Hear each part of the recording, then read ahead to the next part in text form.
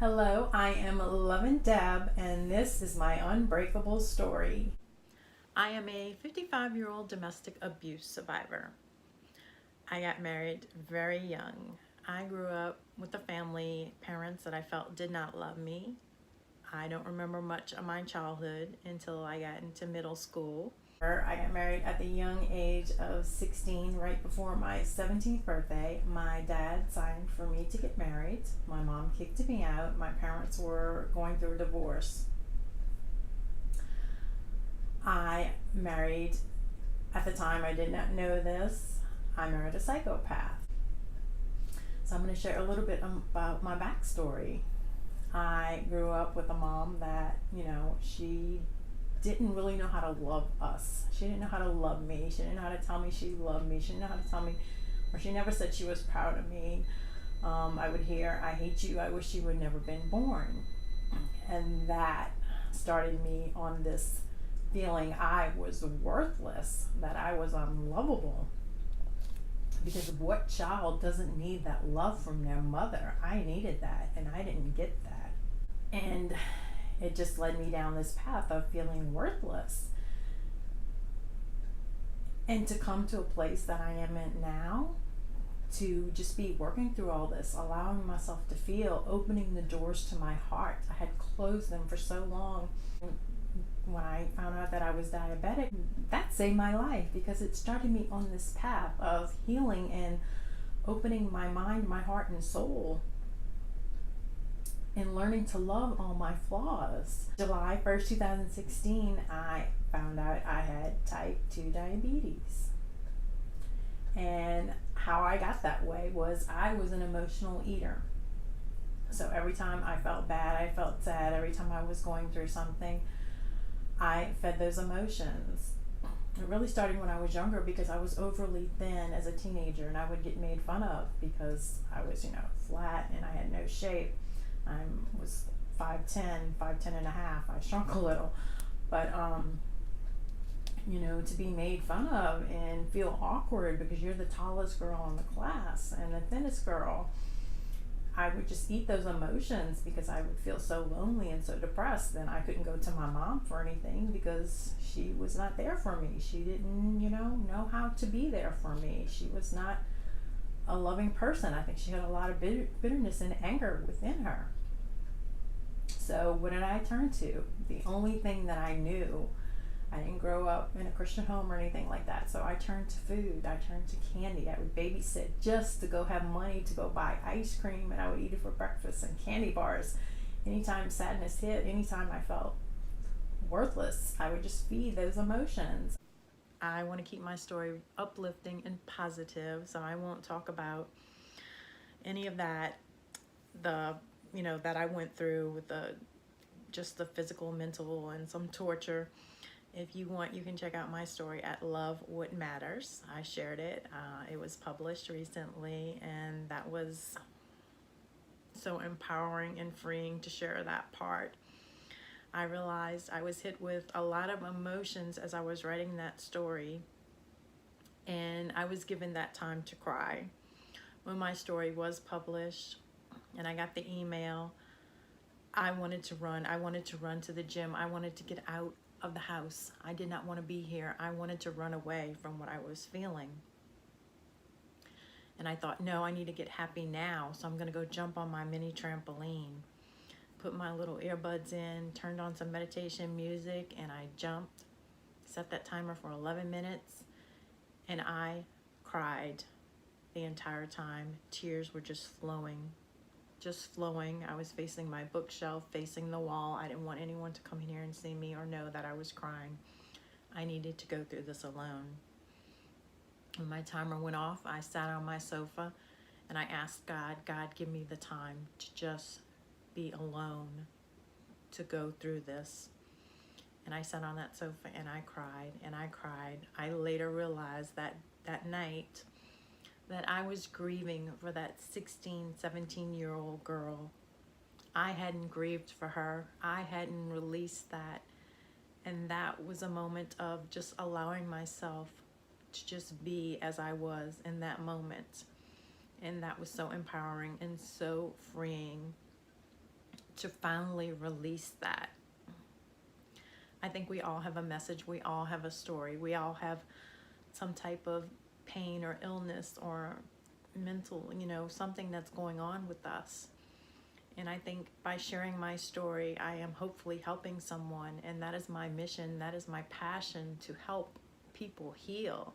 I want people to know that no matter what they've been through, no matter how traumatic their experience was, that they can come to a place of love, a place of forgiveness, and a place of healing. And definitely self-love. Self-love. It took me a while to get to this place of feeling that I am worthy enough to love myself just as I am.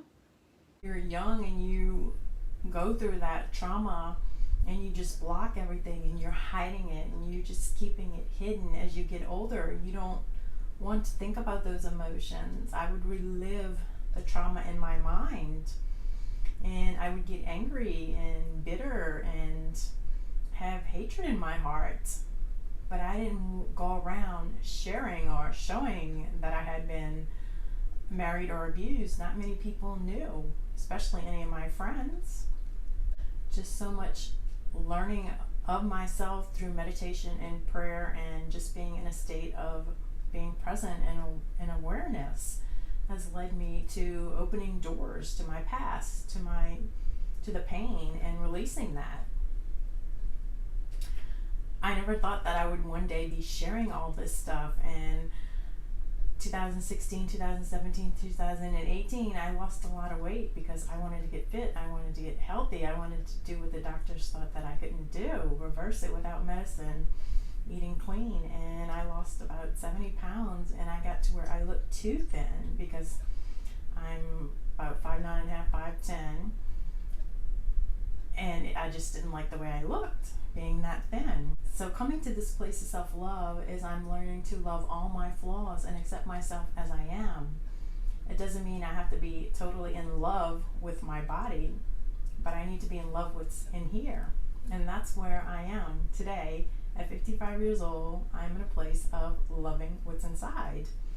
And it took me many, I want to say, I don't even know how many months, and of just this hard work of going through the pain, of going through the past, and opening my mind, heart, and soul, and forgiving myself for never sharing this. I had to forgive myself for just being this victim. I started my spiritual path that God is with me. I feel God so much in nature. I feel this beautiful presence of this love, and sometimes this unconditional love is so beautiful that I cry. Just to be in this place of being able to forgive the people that hurt me has helped me tremendously, because when you're living in your mind and you're living in the past, they are unaware of this. The only person that you're hurting is yourself. I was causing myself to get sick.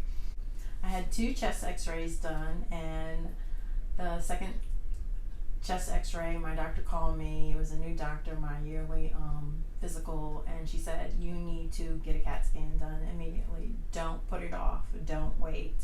You either have a mass or a enlarged pulmonary gland. We need to go get that looked at right away. So I didn't become filled with fear. I wasn't going to go down that road. Believe me when I say I'm the person that will get filled with fear and worry and just get trapped in my mind. I wasn't going to allow myself to go down that path. I stayed positive. I prayed. I meditated. I pictured a positive outcome. And when I had the CAT scan done, they found nothing. So I believed, and I, pictured God healing me. And indeed, I was healed. So that is just amazing to be able to be in this place of love and forgiveness and healing, that you can actually heal internally and physically, also mentally. Because every time I shared something on YouTube, I would get hit with this, I would just cry on camera, and I would just get hit with this draining for a few days, and sometimes even, a few months, I would just feel down because I was releasing these layers. And there are layers and layers and layers of pain, and you don't even realize that you have all this pain that you had buried, for most of your life. In my case, you don't realize that you have this pain, and to release that is freeing, but you also are releasing a part of yourself. And once you let go of who you thought you were, you are going to grieve. And I was going through this grieving process. I turned to sugar all the time. Anytime I had these feelings of sadness, of joy, of whatever, I turned to sugar, because that's what was my comforter. That's what was my nurturer, because I knew nothing else. I never knew that I had a void inside here from not allowing myself to feel. And to come to a place of feeling is a place of healing. So not only do you go through it and grow through it, you're feeling through this process, and you're being enlightened because you're in a state of awareness. My first husband was very jealous, very controlling. He took away all my friends, as those type of violent people do. The words, "I'll kill you if you ever leave me. I will never let you be with someone else. I'll kill you first." Those words are there, even though you're not with that person anymore. It was so much shame. That's why I never, ever, ever talked about it. There was so much shame. I felt that everything was my fault, so I kept it hidden. I was ashamed that I got married so young. And I get emotional because to come to that place that I can actually release all this and share all this and know that I don't need to be ashamed is empowering, and it's freeing. And it's actually so beautiful and amazing. The journey has been painfully beautiful, because you have to go through that painful part to get to the part of beauty, to get to the part of knowing about yourself. And layers of pain that was just closed. I was not willing to open it. I was not willing to go through it. I didn't even know that I needed to go through it. I have really been working on my worthiness of knowing that I am enough, that knowing I am worthy, because I was created, I believe, for a purpose. Just allowing myself to feel and see these emotions, actually seeing what's going on. It's like almost like you're stepping outside of yourself and you're looking in and you're saying, hey, you still don't feel worthy, or hey, this is still going on. Some ways that help me when I'm feeling anger or sadness, because I don't want to stay in a state of anger or a state of sadness, because it does make me feel sick. So ways that have helped me release that is I allow myself to feel what I'm feeling. If it's me personally, somebody makes me mad or sad, I allow myself to feel it. I don't know how many seconds, minutes, or whatever, but then I will start doing this snap release.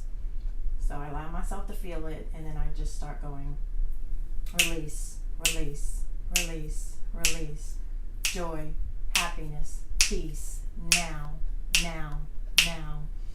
And I don't know, it just does. It makes me feel happier. It's like, maybe it's a mind thing where I'm telling myself to release this, and it is released, but it helps me so much. My one word is love, the opposite of what I've received growing up. I think that everyone has a story. I hope that you will join us and share your unbreakable story, because together we are a community making a difference. Thank you so much for joining me and listening to my story. I just made some little cards, so you can follow me on YouTube, Debbie Ortiz, and Instagram at Lovin'Deb, my journey to self-love. I'm also sharing my weight loss as I work towards losing what I gained and being the best version of me. So have an amazing day.